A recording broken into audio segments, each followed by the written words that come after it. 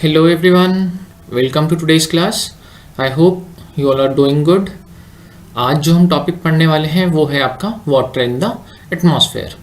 Water in the atmosphere में हम जो टॉपिक्स पढ़ेंगे उसमें सबसे पहले हम देखेंगे आपका इवेपोरेशन एंड कंडेंसेशन.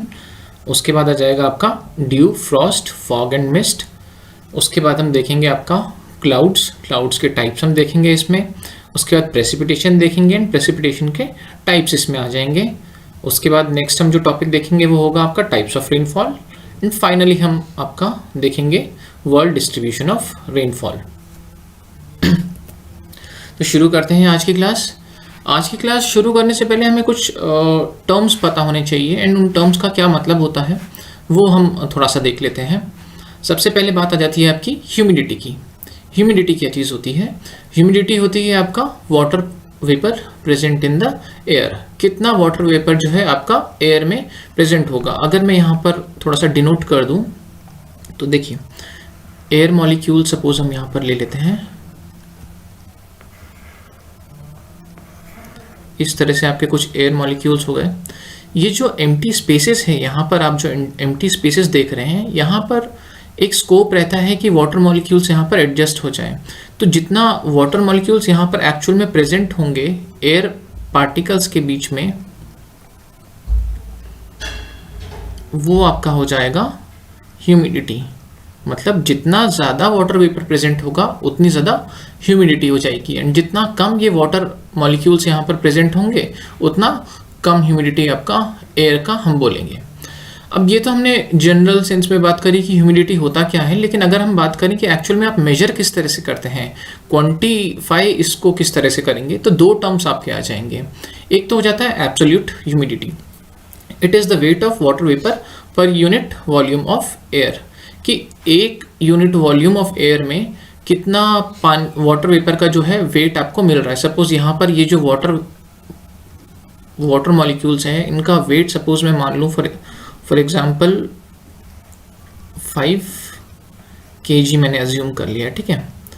एंड अगर मैं पूरे एयर की बात करूं तो एयर की वॉल्यूम की सपोज मैं बोल रहा हूं कि यहाँ पर आपका 5 मीटर क्यूब जो है एयर की वॉल्यूम है. तो इस केस में इसकी एब्सोल्यूट ह्यूमिडिटी की अगर मैं बात करूं तो आपकी जो एब्सोल्यूट ह्यूमिडिटी हो जाएगी वो हो जाएगा आपका weight of water vapour present divided by total volume of air. जैसे इस केस में 5 kg upon 5 metre cube that is 1 kg per metre cube, ठीक है. तो ये इसकी एब्सोल्यूट ह्यूमिडिटी हो जाएगी उस केस में.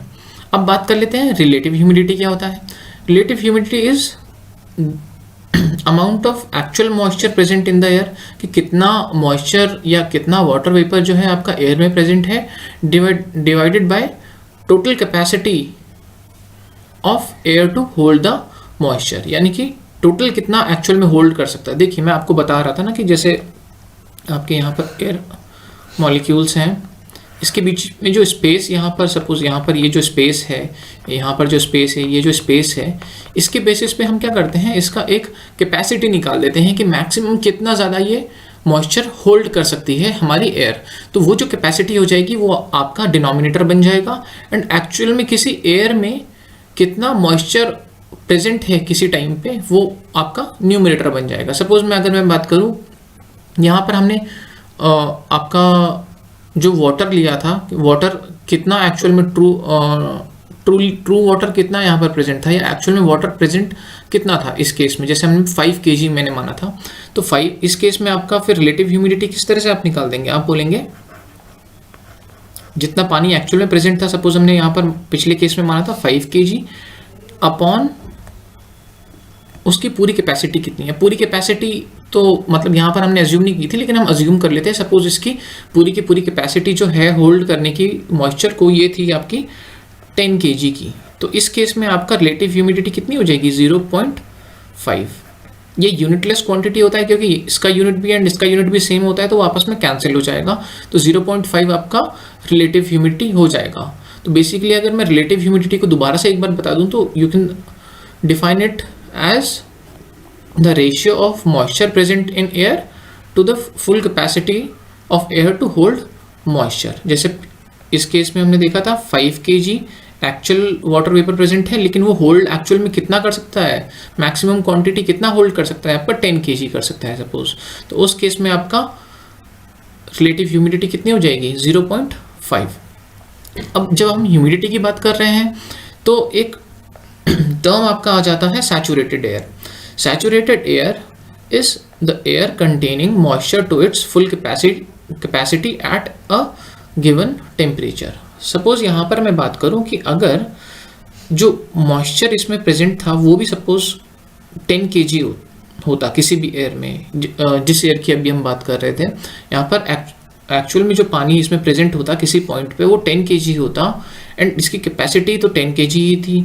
तो उस केस में आप बोल देंगे कि एयर जो है वो पूरी सैचुरेटेड है। इसका मतलब जितना उस पर मॉइस्चर प्रेजेंट है उससे ज़्यादा मॉइस्चर अब प्रेजेंट नहीं हो सकता है, क्योंकि वो फुल कैपेसिटी तक अपना मॉइस्चर जो है होल्ड कर रहा है। तो जैसे उस केस में आपका रिलेटिव ह्यूमिडिटी कैसे हो जाएगी, रिलेटिव ह्यूमिडिटी की अगर मैं बात करूँ तो टोटल मॉइस्चर कितना हो गया 10 kg एंड होल्ड कितना कर सकता है, होल्ड भी 10 kg।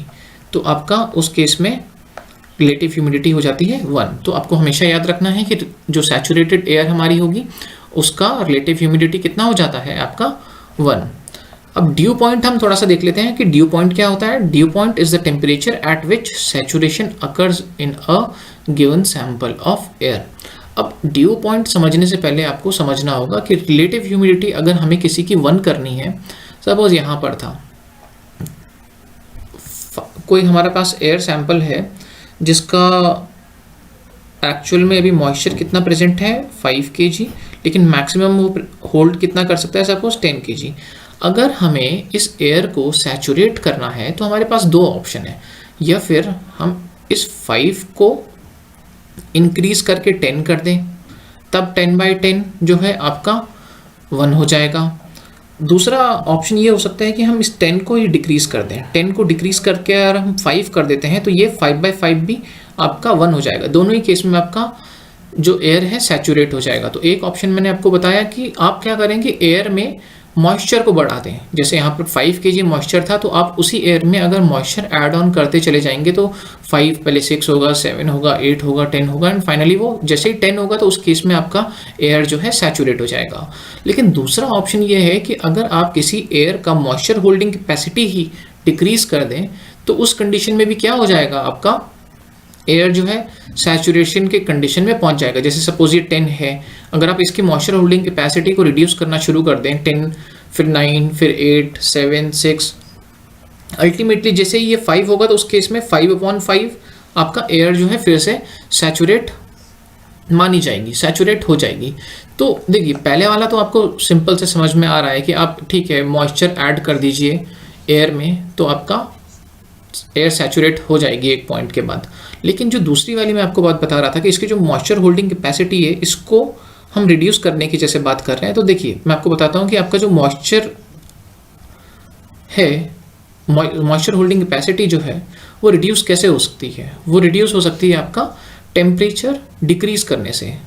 जैसे जैसे हम किसी एयर का टेम्परेचर डिक्रीज करते हैं उसकी मॉइस्चर होल्डिंग कैपेसिटी भी डिक्रीज होती चली जाती है। सपोज यहाँ पर ये जो सैंपल था ये था आपका 30 डिग्री सेल्सियस पे। अगर हम इसको डिक्रीज करके पहले 25 डिग्री सेल्सियस पे लेके आए, फिर मे बी 20 डिग्री सेल्सियस पे लेके आए, फिर मे बी 15 डिग्री सेल्सियस पे लेके आए, तो सपोज 10 थी इसकी 30 डिग्री सेल्सियस पे मॉइस्चर होल्डिंग कैपेसिटी। अब मैंने आपको बताया कि जैसे जैसे टेम्परेचर आप डिक्रीज करेंगे वैसे वैसे आपकी मॉइस्चर होल्डिंग कैपेसिटी भी डिक्रीज होती चली जाएगी। तो जैसे 25 के केस में मैं अज्यूम कर लेता हूँ कि सपोज यहाँ पर हो गई है आपकी 8, इसमें आपकी हो गई है 7 एंड 15 में आपका अल्टीमेटली ये पहुँच जाता है 5। अब देखिए यहाँ पर जैसे ये 5 पहुँचेगा तो यानी कि हमारा सैचुरेशन लेवल अचीव हो जाएगा यहाँ पर, क्योंकि न्यूमरेटर में तो 5 ही था पहले से, मॉइस्चर जो प्रेजेंट है वो 5 था, लेकिन अब जो मॉइस्चर होल्डिंग कैपेसिटी है वो भी 10 से डिक्रीज होके 5 हो गई है। तो देखिए ये सैचुरेशन लेवल जो है इसका अचीव हो गया है। अब हमारा ड्यू पॉइंट की बात सामने आ जाती है कि ड्यू पॉइंट एक्चुअल में वो टेम्परेचर होता है जिसमें कि सैचुरेशन अकर हो जाएगा किसी भी गिवन सैंपल ऑफ एयर का। जैसे यहाँ पर इस केस में हमारा क्या है ड्यू पॉइंट कौन सा हो जाएगा 15 डिग्री सेल्सियस। 15 डिग्री सेल्सियस इसलिए हो जाएगा क्योंकि ये वो पॉइंट है जहाँ पर कि हमारा सैचुरेशन जो है हम अचीव कर पाए। और सैचुरेशन अचीव क्यों कर पाए थे, क्योंकि आपका मॉइस्चर होल्डिंग कैपेसिटी हमने धीरे धीरे करके डिक्रीज करते चले गए टेम्परेचर डिक्रीज करने के साथ साथ।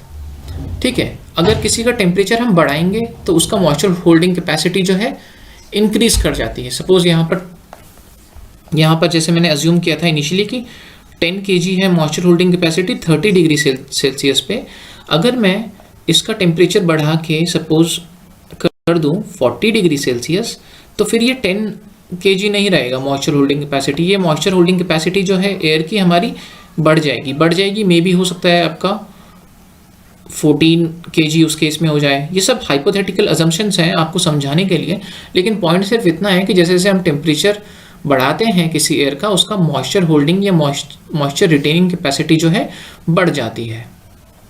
ठीक है, तो ये हो गया हमारा due point. Due point is the temperature at which saturation occurs at in a given sample of air. अब आगे हम देख लेते हैं इवेपोरेशन एंड कंडेंसेशन। इवेपोरेशन क्या होता है?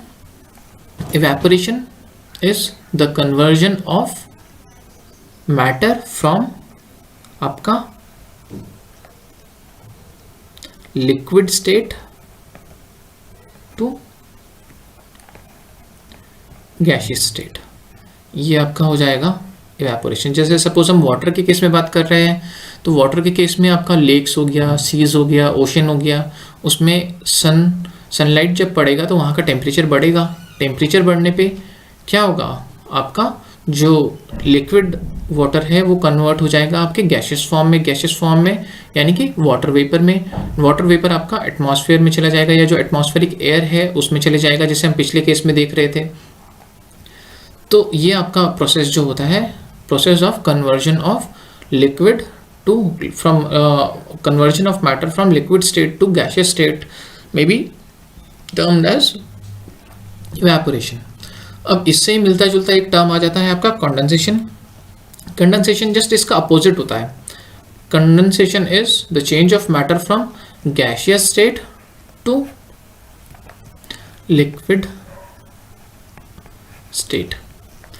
अब जैसे हम देख रहे थे वाटर के केस में, जो वाटर वेपर प्रेजेंट होता है एयर में, तो मैं आपको बता रहा था कि मॉइस्चर होल्डिंग कैपेसिटी कुछ होगी किसी भी एयर की। जैसे ही मॉइस्चर जो है उसके मॉइस्चर होल्डिंग कैपेसिटी के बराबर पहुंच जाएगा, यानी कि एयर जो है जब सैचुरेट हो जाती है, सैचुरेट होने के बाद वो आपको उसमें कंडेंसेशन देखने को मिलेगा। कंडेंसेशन जब आपको देखने को मिलता है तो अलग अलग टाइप में कंडेंसेशन देखने को मिल सकता है, लेकिन एक प्रीडोमिनेंट टाइप जो हम लोग ऑब्जर्व कर रहे होते हैं वो है आपका क्लाउड्स के केस में क्या होता है, जो मॉइस्चर होता है एयर में वो आपका क्लाउड के फॉर्म में कन्वर्ट हो जाता है बाय प्रोसेस ऑफ कंडेंसेशन। उसमें क्या होता है, वाटर वेपर आपका लिक्विड फॉर्म में आ जाता है, क्लाउड के फॉर्म में आ जाता है। ठीक है, अच्छा, इससे रिलेटेड एक टर्म होता है latent heat. Latent heat is the amount of heat supplied in order to change the state of matter. For example, कितना हीट हम सप्लाई कर रहे हैं to convert matter from gaseous to liquid state, ये भी latent heat आप बोलेंगे। And इस केस में जैसे गैसियस टू लिक्विड जब कन्वर्जन होता है तो हमें हीट देने की जरूरत नहीं होती है, उल्टा हीट जो है रिलीज होती है। लेकिन अगर मैं बात करूं from converting from liquid to gaseous state, इस केस में हमें हीट जो है आपका देना हो रहा होता है। ये जो सिंबल है इस तरह का कुछ ये हीट का सिंबल होता है। तो यहाँ पर आपने हीट जो है जब देंगे लिक्विड को तो वो आपका कन्वर्ट हो जाएगा गैसियस फॉर्म में। इसमें उल्टा होगा, ये जो हीट इसने यहाँ पर एब्जॉर्ब किया था वो हीट जो है रिलीज करेगा गैस से। जब भी लिक्विड फॉर्म में कन्वर्ट होता है तो आपका लेटेंट हीट जो है रिलीज होती है। तो अगर मैं बात करूं इस केस में लेटेंट हीट ऑफ इवेपोरेशन आप इसे बोल देंगे। इस केस में आप बोल देंगे लेटेंट हीट ऑफ कंडेंसेशन, जो एटमॉस्फेयर में रिलीज हो जाएगी जब भी आपका गैस जो है लिक्विड में कन्वर्ट हो रहा होगा। अब जैसे हम बात करते हैं क्लाउड फॉर्मेशन की, तो क्लाउड फॉर्मेशन के केस में भी सेम चीज़ होती है कि आपका जो वाटर मॉलिक्यूल्स हैं जब वो वेपर फॉर्म से कन्वर्ट हो रहे होते हैं आपका लिक्विड फॉर्म में या क्लाउड्स में, तो वो हीट रिलीज कर रहे होते हैं, उसको आप बोल देते हैं लेटेंट हीट ऑफ कंडेंसेशन। अब इसको मैं आपको एक छोटा सा एग्जांपल देके बताता हूँ। सपोज आपने क्या किया यहाँ पर,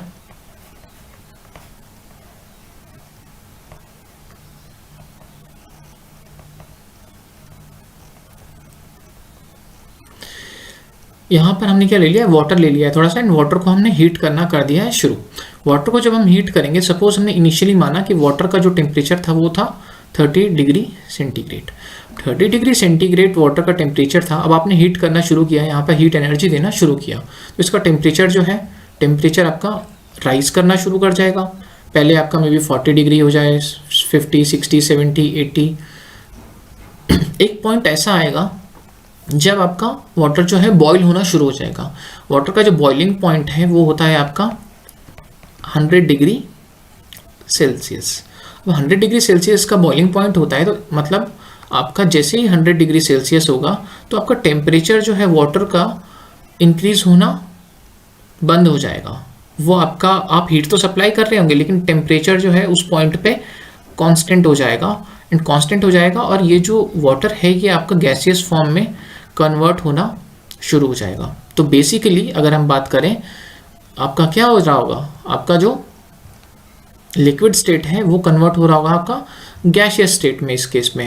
अब गैसियस स्टेट में जब ये कन्वर्ट हो रहा होगा तो आपका टेम्परेचर जो है बढ़ेगा नहीं, क्योंकि जो हम हीट सप्लाई कर रहे हैं वो किस चीज़ में यूज़ हो रही है, वो इसका स्टेट चेंज करने में यूज़ हो रही है। पहले जो देखिए, पहले जो हम इससे पहले जब हम 40 डिग्री सेल्सियस टेम्परेचर रहा होगा, 50 डिग्री सेल्सियस टेम्परेचर रहा होगा, जब टेम्परेचर बढ़ रहा था इनिशियली, वो इसलिए बढ़ रहा था क्योंकि जो हीट है वो आपकी किस चीज़ के लिए यूज़ हो रही थी, टेम्परेचर रेज करने के लिए। लेकिन अब जो है, जैसे ही इसका बॉइलिंग पॉइंट आ जाता है, उसके बाद जो हीट है वो आपका किस चीज़ में यूज़ हो रही होती है, उसका स्टेट कन्वर्ट करने में। तो अब आपका यहाँ पे देखने को मिलेगा कि उस पॉइंट पे टेम्परेचर आपका कांस्टेंट हो जाएगा, एंड वो जो हीट आप दे रहे हैं वो यूज होगी आपका स्टेट को चेंज करने में, जैसे liquid state to gaseous state में लाने के लिए। तो वो जो हीट हो जाएगी जो आप उस पॉइंट पे सप्लाई कर रहे हैं, उसको आप बोल देंगे लेटेंट हीट।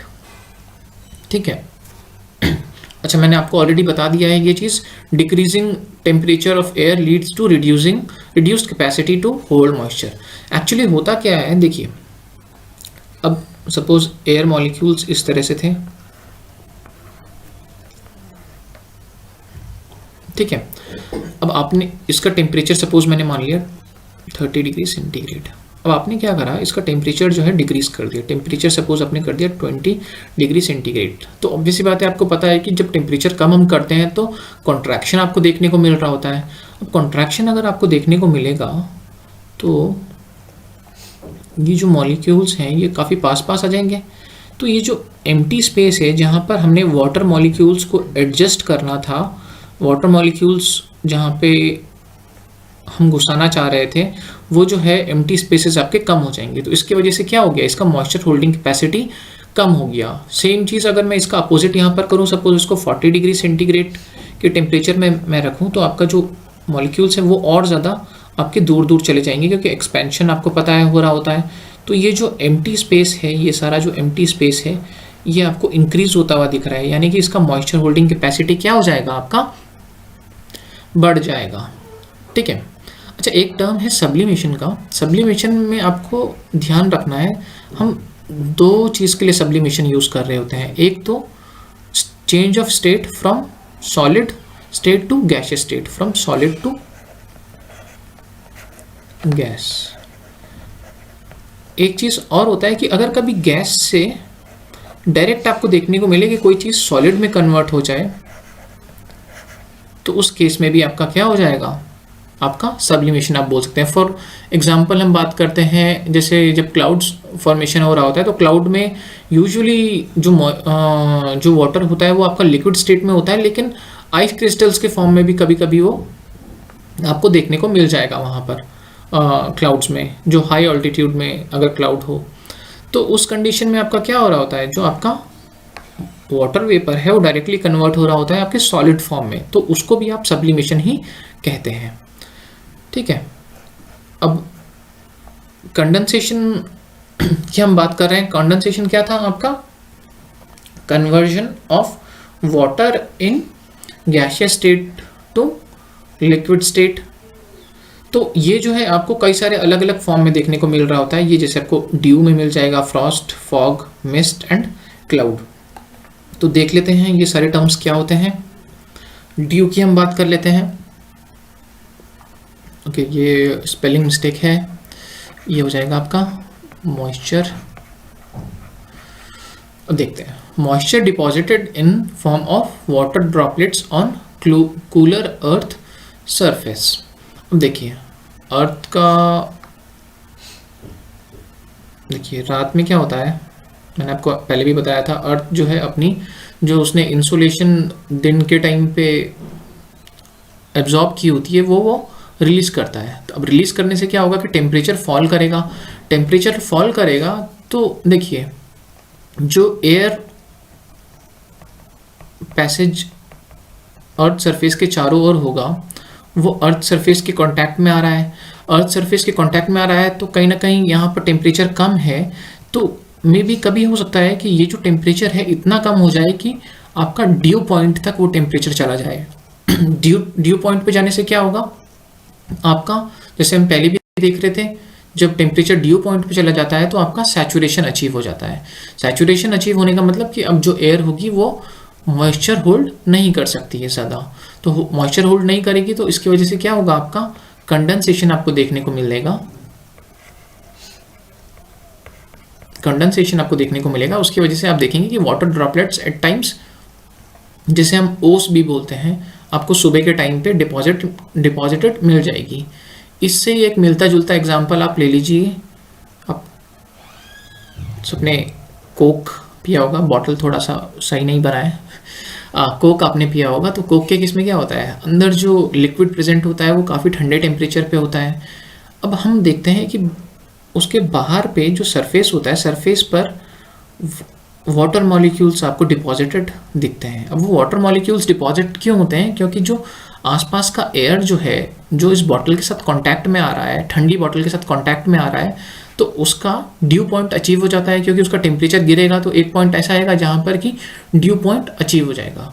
ड्यू पॉइंट अगर अचीव हो जाएगा तो उसका कंडेंसेशन हो जाएगा। एंड कंडेंसेशन की वजह से जो गैसियस फॉर्म में आपका मॉइस्चर प्रेजेंट था एयर में, वो डिपॉजिट हो जाता है लिक्विड फॉर्म में आपका, जो आपका कोल्ड ड्रिंक की बॉटल होगी उस पर।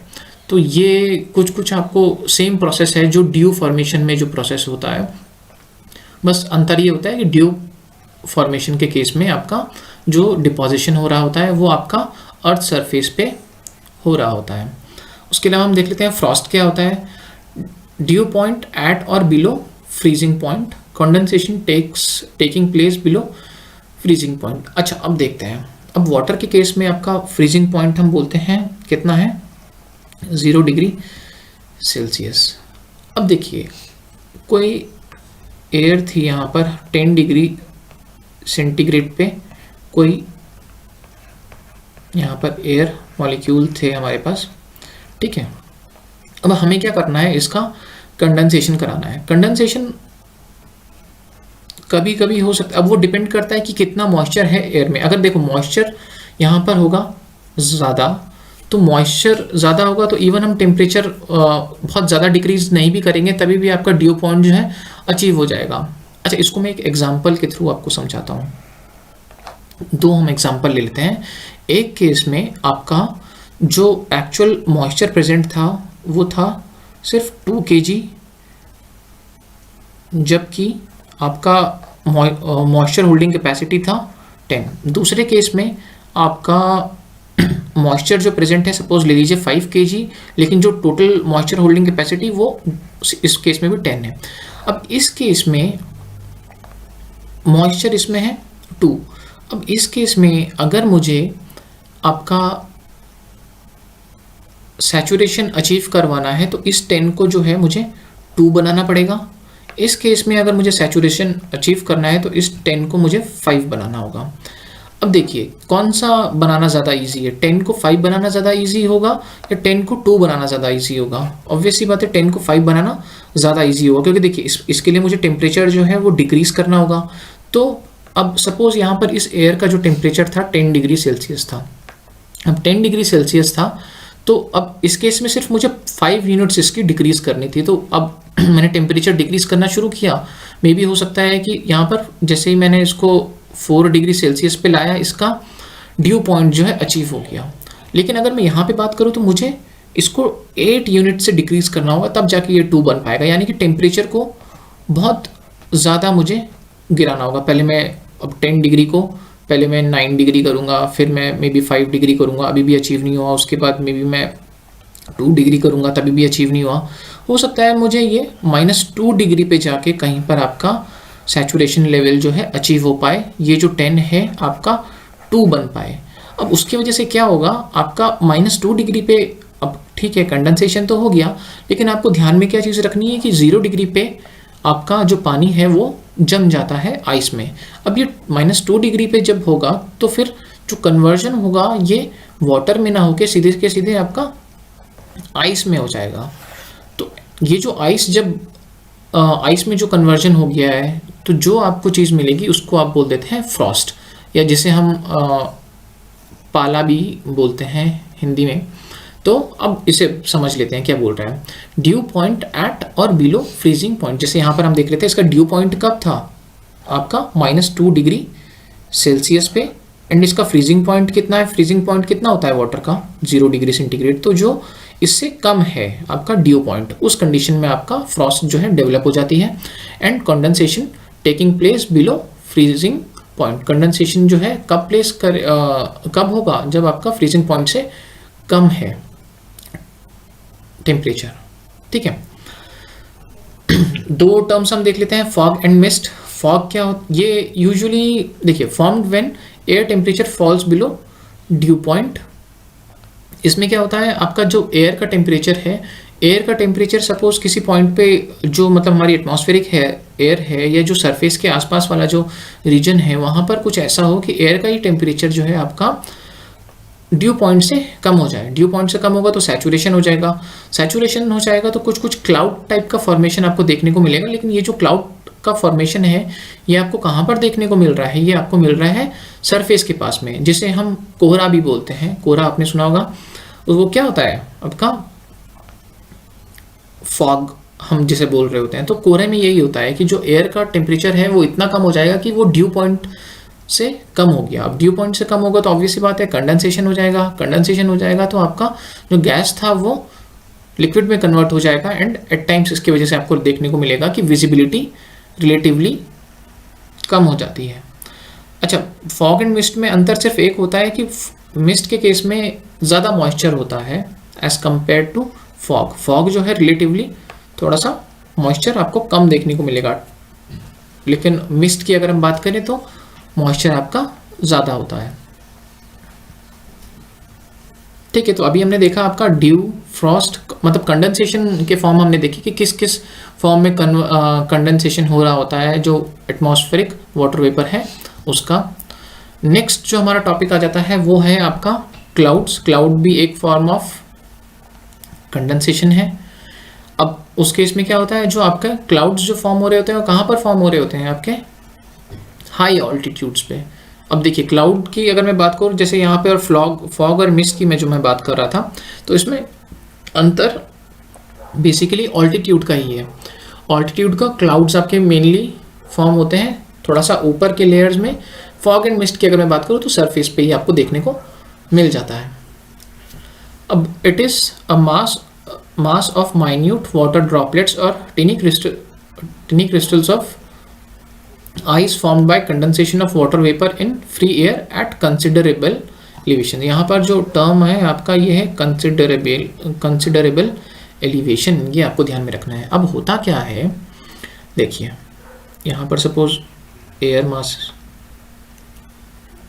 यहाँ पर सपोज आपका एयर मास है, एयर मास है, इसका कुछ टेम्परेचर होगा। सपोज हमने मान लिया इसका जो है टेम्परेचर हमने मान लिया सपोज 30 डिग्री सेंटीग्रेड है। ठीक है, इसका इसका मॉइस्चर होल्डिंग कैपेसिटी हम मान लेते हैं 10 kg का है, एंड अभी इसमें मॉइस्चर कितना प्रेजेंट है, सपोज हम मान लेते हैं इसका 5 kg हम मान लेते हैं। अब हुआ क्या कि अगर हम कुछ ऐसा करें कि ये जो एयर है राइज हम करा दें। अब राइज अगर ये एयर करने लगी सपोज यहाँ पर,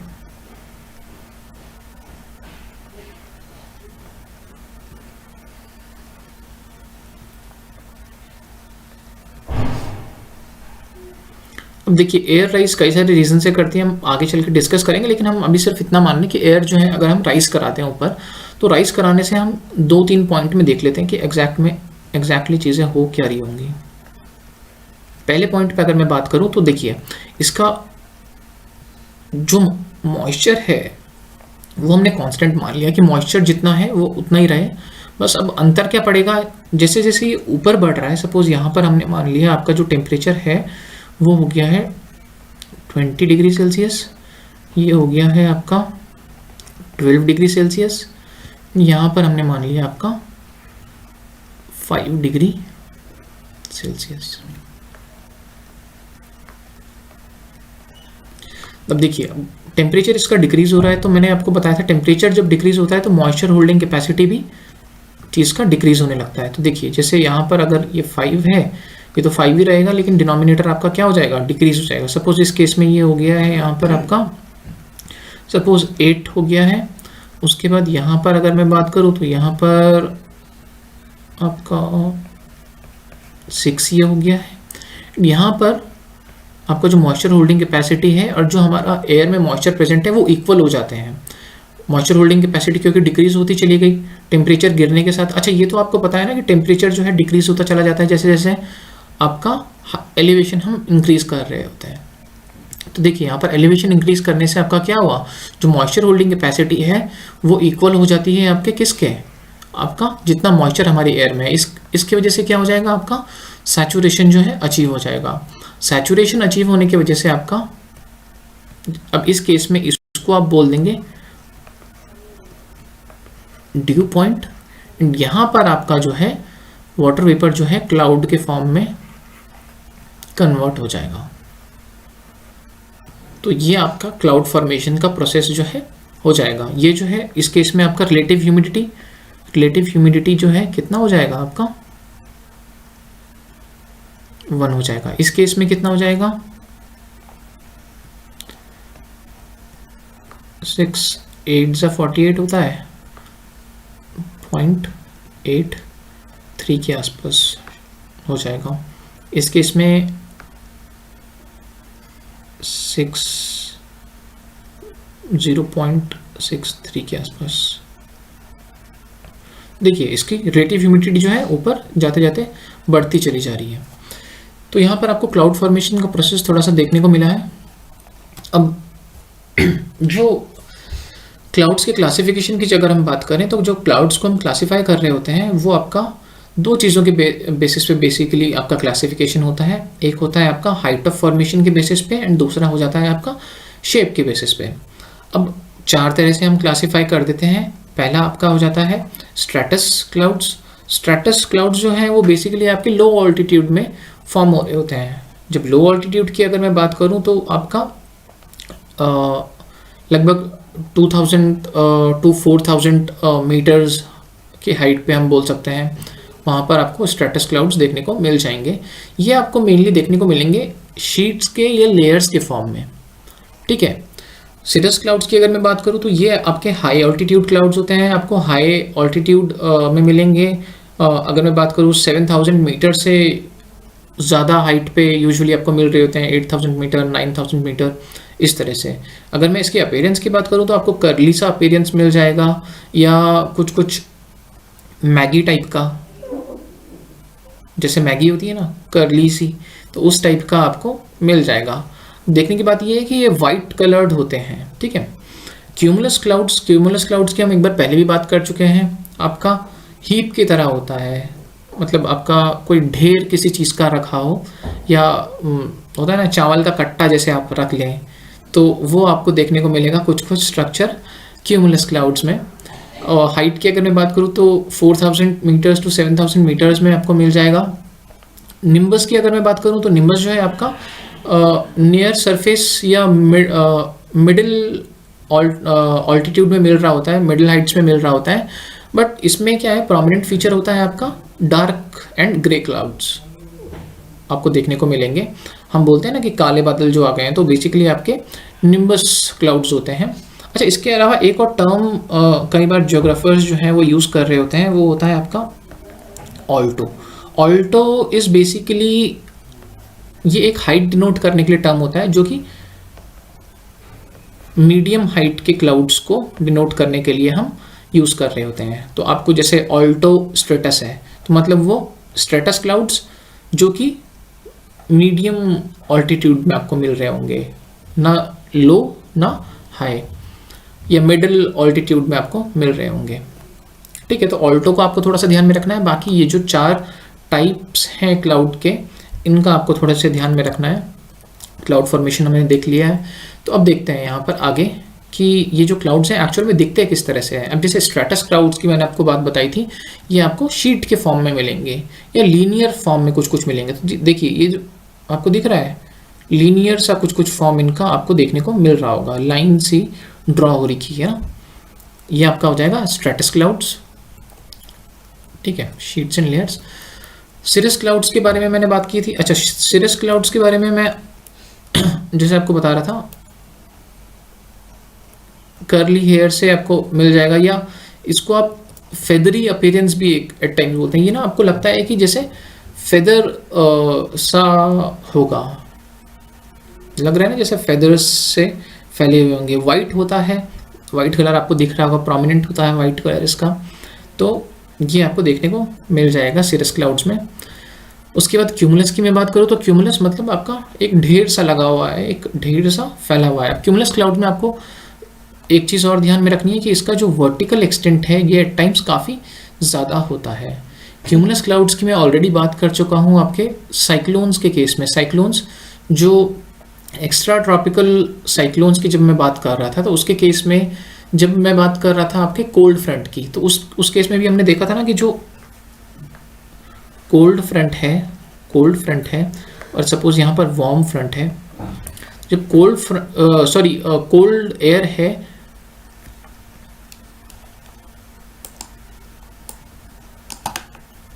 यहाँ पर अगर मैं बात करूँ आपका, यहाँ पर कोल्ड एयर है, यहाँ पर वार्म एयर है।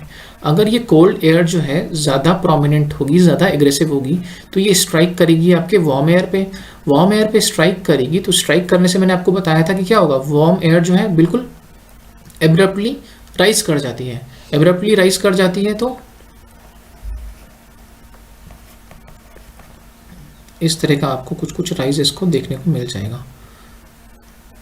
ये जो एब्रप्ट राइज होता है ये बहुत ही कम एक छोटे से रीजन पे हो रहा होता है, लेकिन इसका जो क्लाउड फॉर्मेशन है, क्लाउड आपको एट टाइम्स बहुत ही लंबे से हाई वर्टिकल एक्सटेंट वाले जो क्लाउड्स हैं वो देखने को मिल रहे होते हैं। ये आपका पूरा आप मान लीजिए कि ये क्लाउड है, इस तरह के कुछ कुछ क्लाउड फॉर्म हो रहे होते हैं आपका कोल्ड फ्रंट के केस में। तो ये जो फ्रंट डेवलप होगा ये आपका कोल्ड फ्रंट हो जाएगा, एंड ये जो क्लाउड्स रहेंगे क्यूमुलोनिम्बस क्लाउड्स आपको देखने को मिल जाएंगे। अच्छा, एक चीज़ और आपको थोड़ा सा ध्यान में रखनी है कि ये जो टर्म्स हैं ये आपस में कई बार कॉम्बिनेशन में यूज़ होते हैं। जैसे सिरोस्ट्रेटस टर्म हो जाएगा, ये क्यूमुलोनिम्बस टर्म हो जाएगा। तो बेसिकली वो जो क्यूमुलोनिम्बस होगा उसमें दोनों की प्रॉपर्टीज आपको देखने को मिलेगी, क्यूमुलस की भी और निम्बस की भी।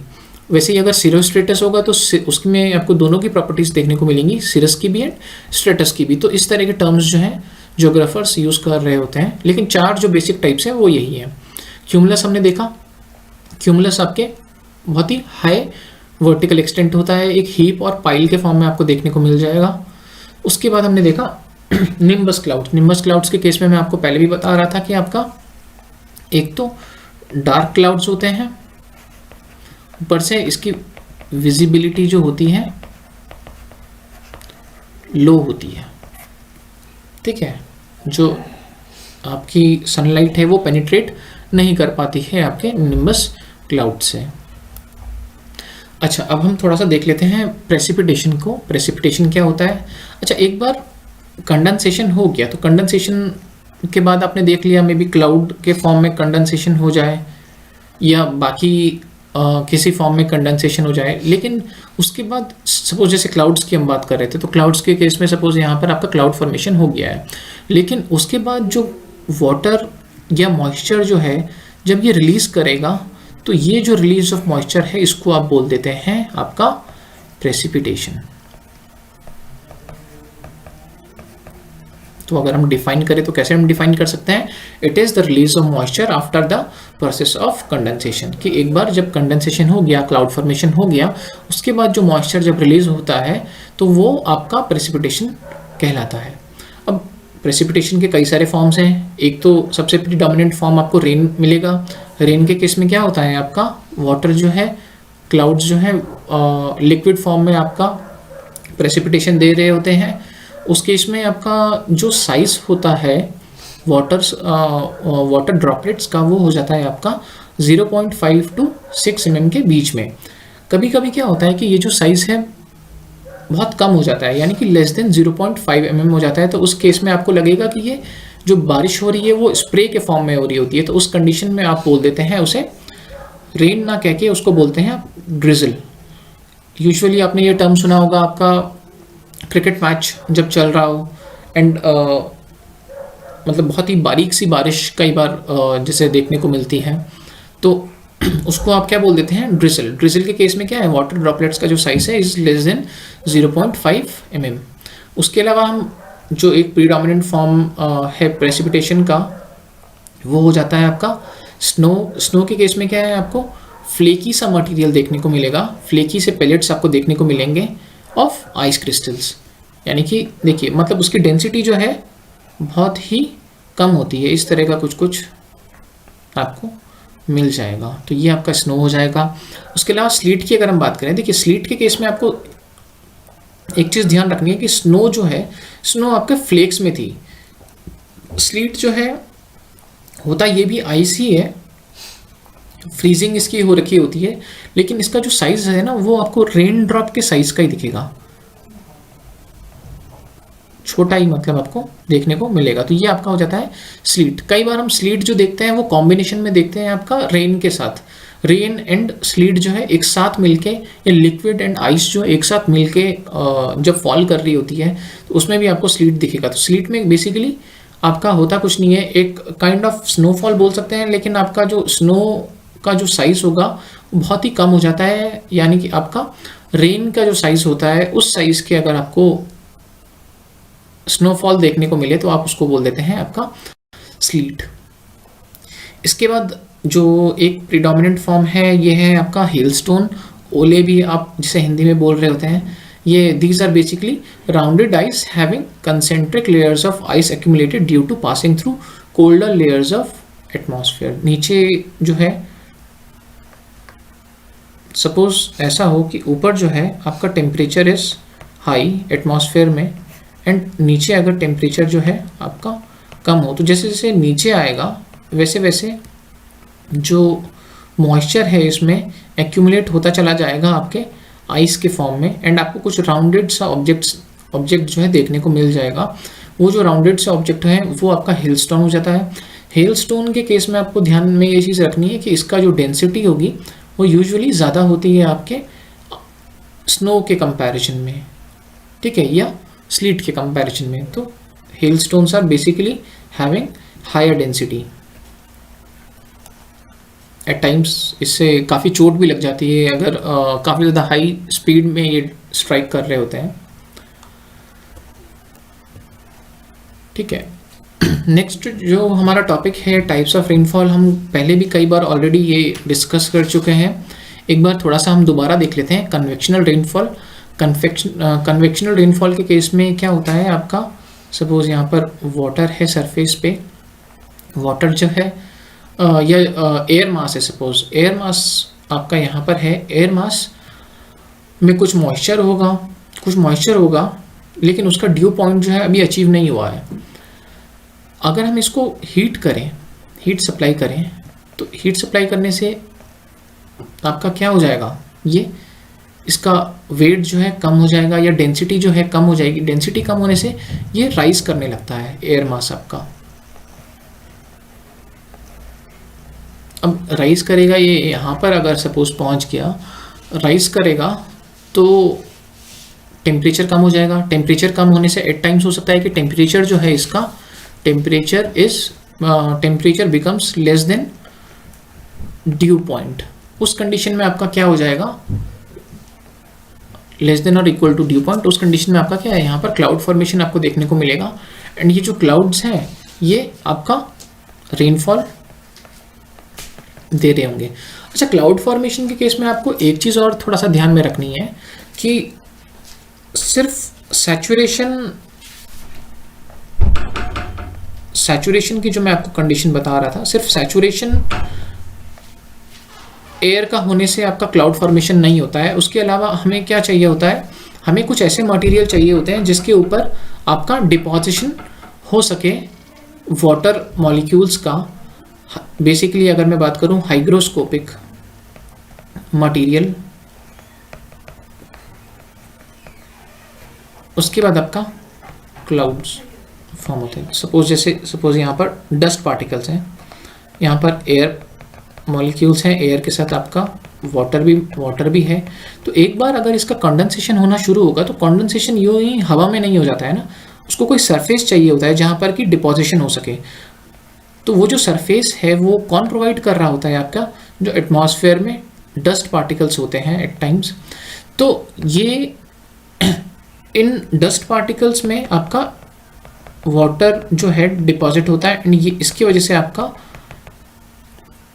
जो है क्लाउड फॉर्मेशन आपको देखने को मिल रहा होता है। तो अब जैसे यहाँ पर भी हम देख रहे थे, तो आपका टेम्परेचर जो है कम हो गया, टेम्परेचर कम होने की वजह से आपका क्लाउड फॉर्मेशन हो जाएगा एंड क्लाउड फॉर्मेशन की वजह से आपका रेनफॉल जो है आपको देखने को मिलेगी। तो इस तरह की जो रेनफॉल है जो कि किसकी वजह से आपकी जनरेट हो रही है, एक कन्वेक्शनल करंट की वजह से जनरेट हो रही है कि एयर जो है कहीं ना कहीं कन्वेक्शनल करंट फॉर्म कर रही है ना। अब जैसे ये हुआ, अब आपका एयर जो है राइज करके वहाँ पर कन्वेक्शनल करंट फॉर्म कर रही है because of supply of heat. तो ये आपका हो जाएगा कन्वेक्शनल रेनफॉल। ओरोग्राफिक मैंने आपको बताया था कि उस केस में जो एयर राइज करती है बेसिकली राइज कर रही होती है आपके किसी रिलीफ स्ट्रक्चर पे टकराने के बाद, रिलीफ फीचर पे टकराने के बाद। जैसे यूजुअली हम हिल रेंज देखते हैं तो यहाँ पर जैसे एयर यहाँ से आ रही है, मॉइस्चर लेडन विंड जो है वो आ रही है, जैसे ये यहाँ पर इस फेस पे स्ट्राइक करेंगी ये आपका हो जाएगा विंडवर्ड फेस, यहाँ पर स्ट्राइक करेंगे तो ये क्या है आपका राइज कर जाती है, राइज कर जाती है, राइज कर जाती है। एक पॉइंट ऐसा आएगा मे बी जब टेम्परेचर गिरने की वजह से इसका यहाँ पर क्लाउड फॉर्मेशन हो जाएगा। क्लाउड फॉर्मेशन हो जाएगा तो यहाँ पर आपको इस साइड पे रेनफॉल देखने को मिल जाएगी। ये वाली जो साइड होती है जहाँ पर विंड स्ट्राइक कर रही होती है इसको बोलते हैं आप विंडवर्ड साइड। और जो दूसरी साइड है, अब होता क्या, अच्छा यहाँ पे देख लेते हैं हम, ये जो एयर है यहाँ पर इसने अब मॉइस्चर तो रिलीज कर दिया, लेकिन ये जो एयर है अब ये यहाँ जाके नीचे दूसरे साइड पे नीचे सिंक इन होने लगती है। अब जब ये नीचे यहाँ जाके सिंक डाउन होने लगती है, नीचे जाने लगेगी तो क्या होगा, टेम्परेचर बढ़ेगा। टेम्परेचर बढ़ने से मैंने आपको बताया था कि मॉइस्चर होल्डिंग कैपेसिटी जो है एयर की वो बढ़ जाती है। मॉइस्चर होल्डिंग कैपेसिटी बढ़ जाएगी तो इसकी वजह से क्या होगा, आपका क्लाउड फॉर्मेशन नहीं हो पाएगा। तो आपको देखने को मिलेगा कि ये वाली जो साइड है ये बेसिकली आपको यहाँ पर ड्राई कंडीशंस देखने को मिलेंगी या रेनफॉल जो है रिलेटिवली कम आपको देखने को मिलेगी। एंड इस साइड को आप बोल देते हैं आपका लीवर्ड साइड, ठीक है। तो orographic rainfall basically rainfall because of relief features. Cyclonic rainfall हम पहले भी डिस्कस कर चुके हैं, अभी भी मैं एक बार हमने देखा था कोल्ड फ्रंट का केस हम जैसे देख रहे थे, सेम चीज़ हमने ट्रॉपिकल साइक्लोन्स के केस में भी देखा था कि एयर जो है राइज कर रही होती है, rising air leads to cloud formation. तो ये हम ऑलरेडी डिस्कस आपका पहली क्लासेस में कर चुके हैं। अच्छा, अब जो लास्ट टॉपिक है आज के लिए हमारा वो है आपका world distribution of rainfall. World distribution of rainfall की जब हम बात कर रहे होते हैं तो एक जनरल सा ट्रेंड आपको देखने को ये मिलेगा कि ज़्यादा बारिश हो रही होती है आपके ओशियंस में एंड इक्वेटर में। जैसे जैसे हम ओशियन से अंदर कॉन्टिनेंट के तरफ आते हैं एंड कॉन्टिनेंट के इंटीरियर की तरफ आ रहे होते हैं तो आपको देखने को मिलेगा कि रेनफॉल जो है रिड्यूस होने लगती है, कम होने लगती है। सेम चीज़ आपको देखने को मिलेगा कि जैसे जैसे आप इक्वेटर से पोल्स की तरफ जा रहे होते हैं तो आपको रेनफॉल कम होती हुई नज़र आएगी। तो ये एक जनरल सा ट्रेंड है, इसमें वेरिएशंस होते हैं कई सारे, लेकिन ऑन द होल अगर हम बात करें तो हम कह सकते हैं कि हाँ इस तरह से चीज़ें हो रही हैं।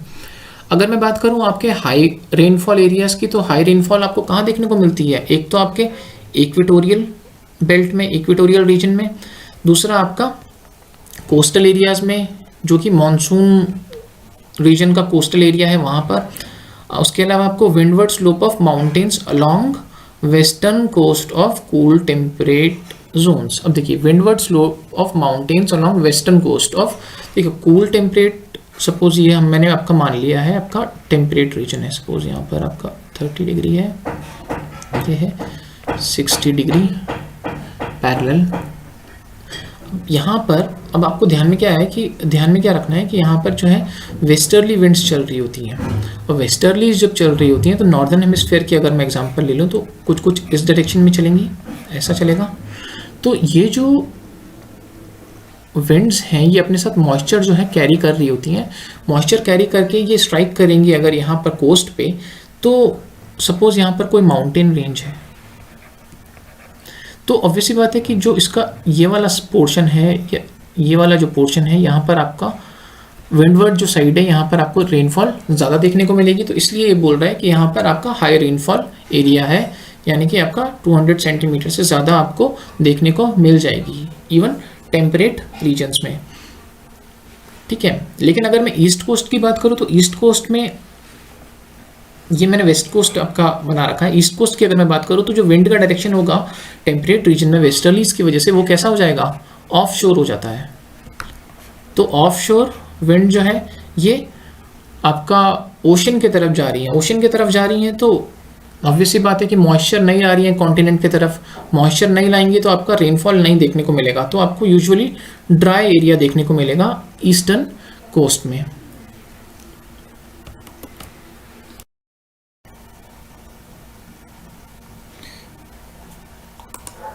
अच्छा, मैं आपको जैसे बता रहा था ना यहाँ पर कि ओशंस में ज़्यादा आपकी रेनफॉल होती है, ओशन में रेनफॉल जैसे ज़्यादा होती है तो किस टाइप की रेनफॉल आपको वहाँ पर देखने को मिलेगी? वहाँ पर आपको देखने को मिल जाएगी कन्वेक्शनल रेनफॉल, क्योंकि वहाँ पर रिलीफ फीचर्स तो है नहीं, या फिर आपको वहाँ पर एट टाइम्स देखने को मिलेगी आपका साइक्लोनिक। साइक्लोनिक भी कौन सा आपको मेनली आपका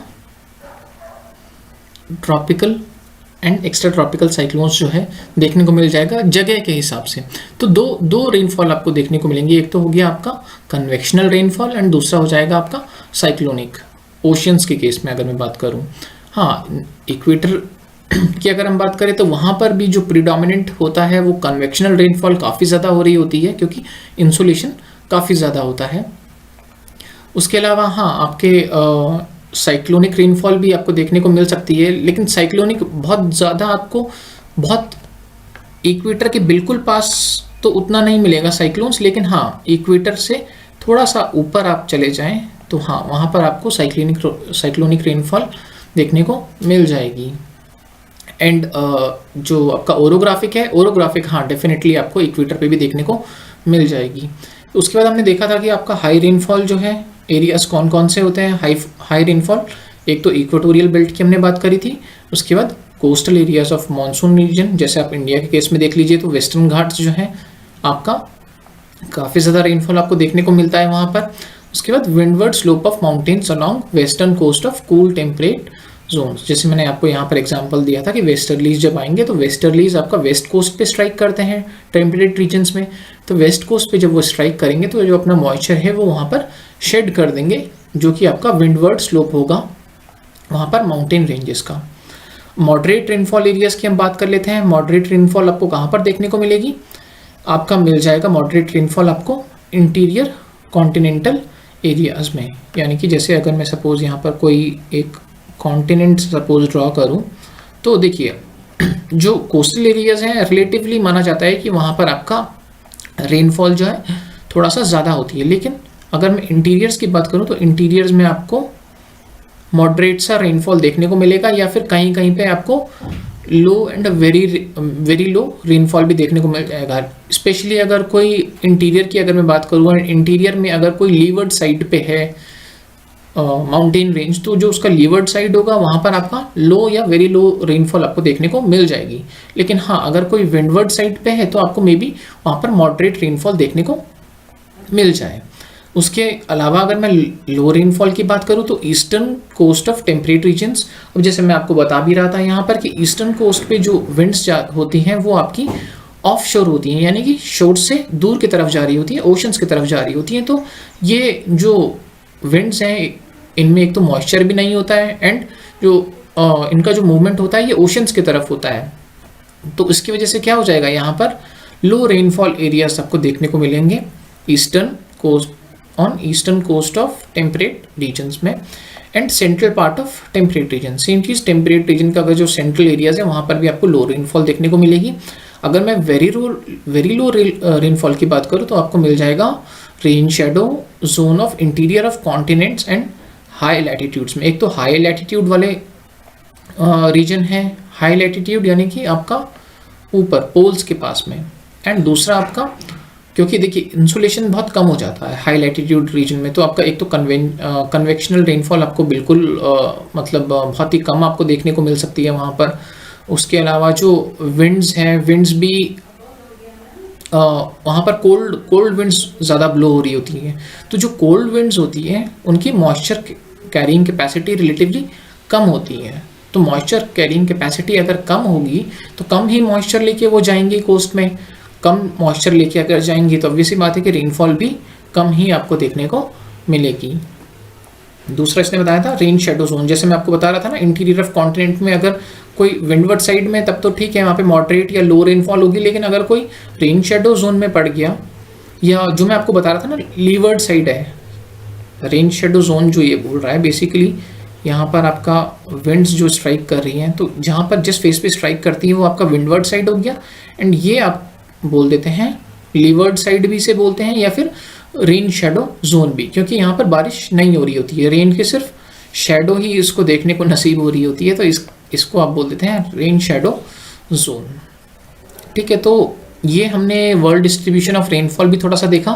अब आपने करना क्या है, आपने अपनी एनसीईआरटी में ये चैप्टर ढंग से पढ़ना है। उसके अलावा कोई अगर आपके डाउट्स हो तो आप कमेंट्स में पूछ सकते हैं, इवन आप अगर व्हाट्सएप के थ्रू पूछना चाहें तो आप पूछ सकते हैं वो चीज़। ठीक है, thank you so much for attending the class.